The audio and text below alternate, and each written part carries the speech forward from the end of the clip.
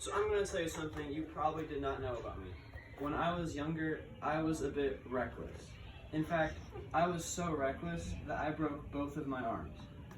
So the first time, I was about 7 years old, and I was on the swing set with my little brother Samuel. We were having a great time, jumping off the swing set backwards. So it was going well, but then I decided that I should do it, but go up higher when I do it. He told me it was a bad idea, but I pridefully thought I could do it and I'll be fine. I did it, and I landed with my left arm in between my chest and the ground, and it was broken. But my aunt and my parents all thought it was just a sprain for a whole weekend, so I went without a cast or anything. But then that Sunday at church, a doctor who happened to go to our church said that a sprain isn't swollen like that. So we went to the urgent care, got an x-ray, and found out it was broken. So my left arm was in a cast for 6 weeks. A few years later, after I'd moved to Indiana, I was riding a scooter, chasing my little brother Josiah, who was on a bike. However, a bike is much faster than a scooter, and I thought I could still beat him.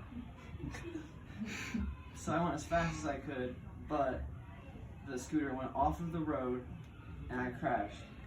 So my face was all bloody and my right arm this time was broken. So as I walked back to my house, leaving my scooter behind, I got home, and after my face was all cleaned up, I told my mom that I think my arm is broken, because by this point I had known what a broken arm felt like. So we went to the emergency room, got an x-ray, and it was in fact broken. Now, this experience has taught me humility. First of all, an injury helps you be humble because you realize you aren't invincible. Before you get injured, you think you can do anything and you won't get hurt. But then, when you get injured, you realize you're not invincible. And the other thing is, when you're recovering, you can't do much. I mean, with a broken arm, you can't, if you injure it even worse, you'll have a cast on for longer. Or if you had a broken leg or something, you wouldn't be able to do almost anything. And the other thing was, pride caused these injuries.